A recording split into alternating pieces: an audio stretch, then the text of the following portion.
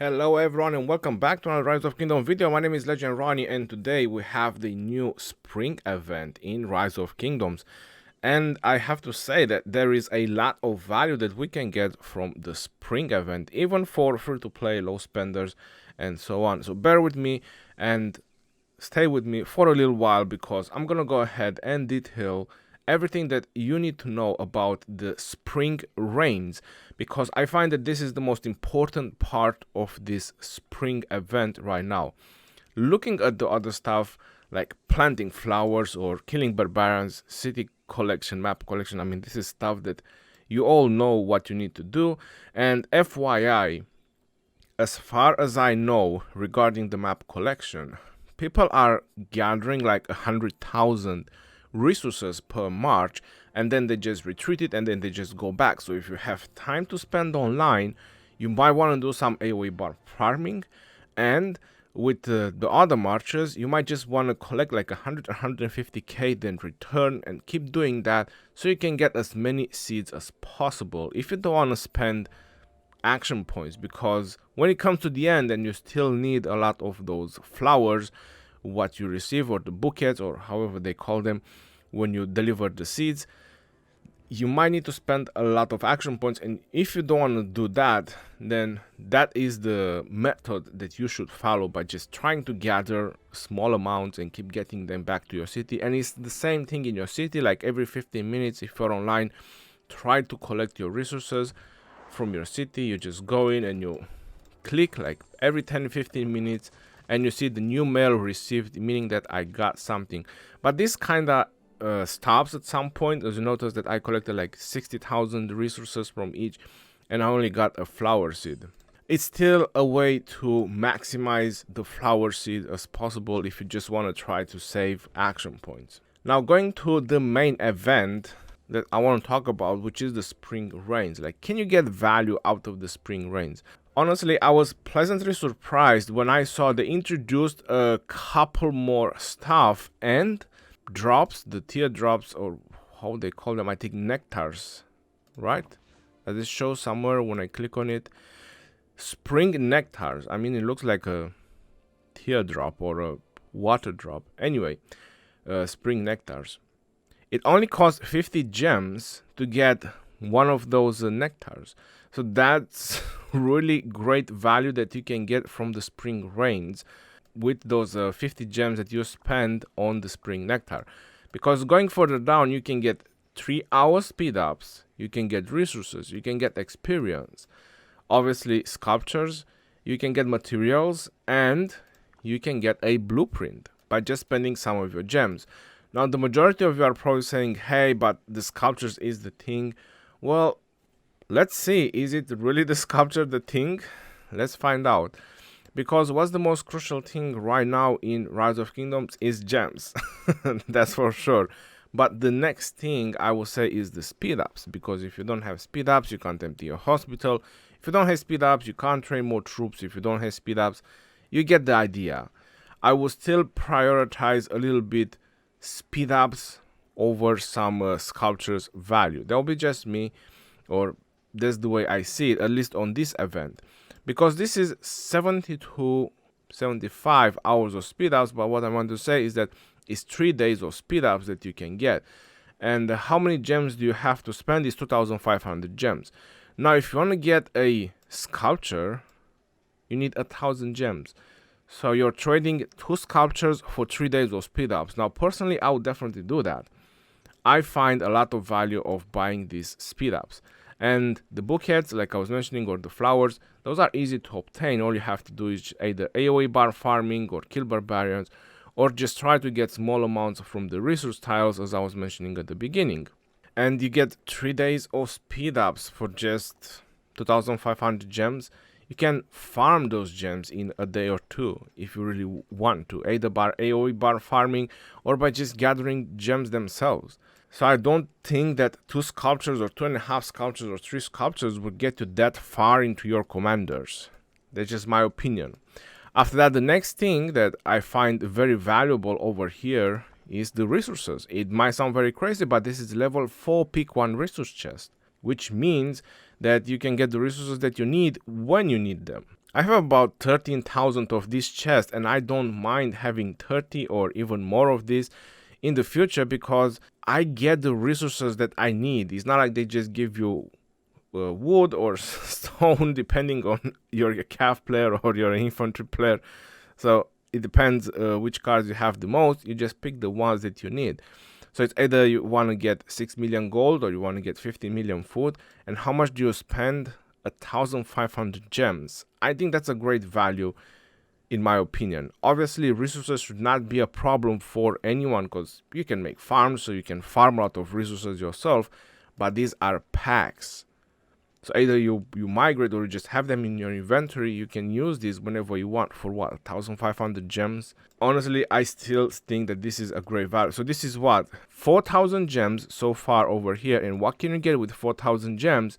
4 sculptures. Now I will say that this value is definitely worth it over 4 sculptures. Another thing that I also find very valuable is the experience, especially in the early games. I know some of you that are probably watching me are old players and have hundreds of millions of experience like I do, but this event is going on the new kingdoms as well.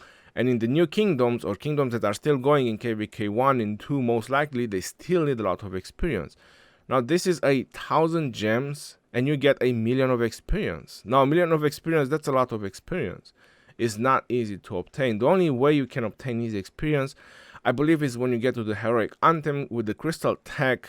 It's ridiculously large amount of experience that you make from heroic Anthem, Strife of the Eight, or whichever you want to play when you get to the Season of Conquest. But until then, I still say that this is a great value as well. For 1,000 gems, 1,000,000 experience. That's just my opinion. That's one sculpture value for 1,000,000 experience. Again, obviously the keys are also a great value if you're going to do a lot of AoE barb farming or kill a lot of barbs or have a lot of these flowers and 20 keys.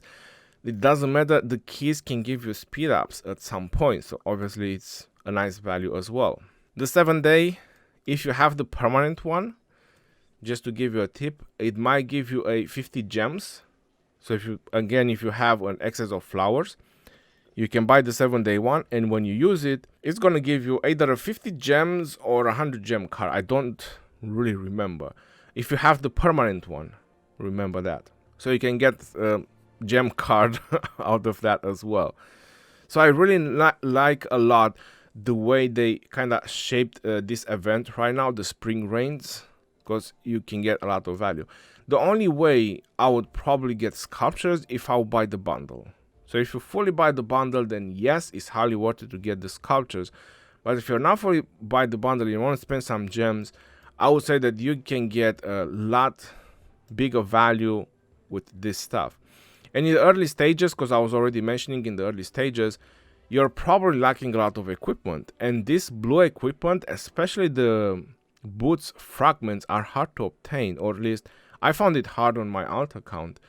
And you need to equip your infantry, you need to equip your calves, your defensive infantry, or your mobility infantry, because the Wineswept boots, they also give you good stats for infantry, but they also give you mobility either for infantry or calves. And then if you just want some defensive infantry, you have the Scarlet Hound's blueprint, which is the third blueprint that you can get. So this is a nice thing as well, adding the blue boots, sort of speaking, over here, because you can either go for the special talent or you could just forge them. I'm pretty sure you need a lot of marches to be equipped with equipment, and these blue boots are a decent pair of boots for your commanders. Now, if it's worth it 1,500 gems, I don't think so. But the flowers, yes. The reason I say I don't think so is because later on you're going to replace them anyway with epics, which even without special talent, they're going to give you either same stats or better in some situation. So no reason to spend gems on them. Unless you really have a lot of gems and you just want to go for the special talent, then go for it. Going further down, you have the permanent skin. Now the problem with the permanent skin is that it gives you infantry health minus 5%. I don't really see value on this skin reducing the infantry unless you're a 100% cav driven player, and even then I would look for something that gives me either defense or attack rather than going for some extra health, but that's entirely up to you. If you like health because health gives you less severely wounded, that's kind of an infantry thing, not a cav thing. If you're a cav player, you need to play aggressive, so you need attack or defense to try to mitigate some of the damage so you can last longer. That's just my point of view when it comes to this type of skins or designs. The stars, 100% not worth it. 500 gems for a star, this is a ripoff. They really need to redo or rethink this, because even before and even now, this is 100% not worth it. These stars, how much do you have to pay? Like 15,000 gems to get 30 star? I mean, that's ridiculous. They have to rethink this 100%. They have to rethink the value of the stars, I'm guessing. After that, I was pleasantly surprised to see materials. So if you're one of those players that is still in lack of materials or you're chasing materials, this is 500 gems for one epic. This is 5,000 gem value. I'll definitely go for it. For 5,000 gems, yeah, in the VIP shop you pay 600 gems, because I buy those 15 and I know they are 9,000 gems every week. So there you have it. This is even better value than the VIP shop. So 100% I'm gonna go for them as well. And then the other, or the last thing, which you're probably wondering, is the blueprint choice chest worth it? You get Silent Trial, the Lane Amulet. Both of them you can farm them from Barbarian Skips or Barbarian Camps, either in your kingdom or during KVK, but I would say more likely in your kingdom. If you want to buy this trinket and you want to go for the Peter Sickle, then that's how I'll probably spend gems for it. Now I know it sounds crazy and Ronnie, are you out of this world? Maybe, but I still don't have a Peter Sickle blueprint. Every time I was getting one of these choice chest blueprints, I always went for the Silent Trial, for the Delane Amulet to try to get some special talent. And I did. I have one for cabs and one for archers. And that's really nice, but I don't have a Peter Sickle. And I'm a very active player. And I keep my march in the mother load all the time. Now, I would say that on the long run, a 10% gathering, as I believe that's what the Peter Sickle does. Let me just have a quick look, make sure. Gathering speed 10%. So if you do have the bones, the 80 bones, don't spend universal boxes to forge Peter Sickle. I'll definitely go for 10% gathering, because this is an accessory and you put on the march that goes on the mother load. Right now, I probably have over 500 gathering speed. So another 10% will definitely not hurt. But yeah, this is the only problem. Make sure you have the materials, because it's not worth it, the boxes, to open universal material boxes for Peter Sickle. No, I'm still one fragment away, so I'm still deciding if I'm really gonna get Peter Sickle or not, because I also don't have the bones. But I wasn't joking when I said that if you do want to buy it, go for the Peter Sickle, especially if you have the bones for it, because any of the other two you can farm them. Don't want to farm them and you think there is a lot of value in Silent Trials and Delane's Amulet, then yeah, I'm gonna replace my Delane's Amulet in the future as I'm forging Legendary. So that's why I would find more value in Peter Sickle, since I still haven't managed to get one and I'm playing for so long. So I would rather, benefit all the time from it, or most of the time, because I try to keep my march in the mother load. That's just my opinion, because we are talking about value right now. And gold is probably one of the most needed resources, right? That everyone needs in the game right now. Other than that, if you have drops left, or spring nectar, not drops left, I wouldn't spend gems just to get speed ups, to put it out there, because this is like the full value of the speed ups, like the full gem value. This is just in case you have an excess of nectars, if you just fully bought the bundle, or you just wanted to donate because you want rank 1 in the planting flowers, because there is a ranking as well. It looks like some people are really donating for it. Yeah, if you really want that, then you can definitely go for it. Right, so that's pretty much about the Spring Rains event. I did have to talk a little bit, so I will make you understand my point of view about the advices that I give you in this video. Now let me know what you think in the comment section below about this Spring event. I think it's a pretty nice event overall. And we have Zenith of Power, and I'm also expecting that it might start either a low harm arms training or a race against time, they usually do those events as well, but they usually start up like 2-3 days later. There is also recharge rewards. If you didn't know, you can do it with the supply depot, and this is exactly what I'm doing.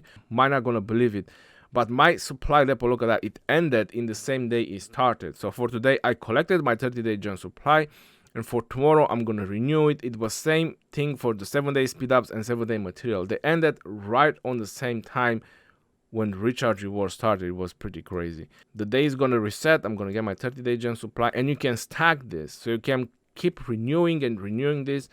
If you don't want to buy bundles or any of the other stuff, and you just want to get the best value ever with the supply depot, then that's how you can do your recharge rewards. So you can get the sweet 30 sculptures that you can get from over here. Right, yo, until next time, this is your boy Johnny signing off.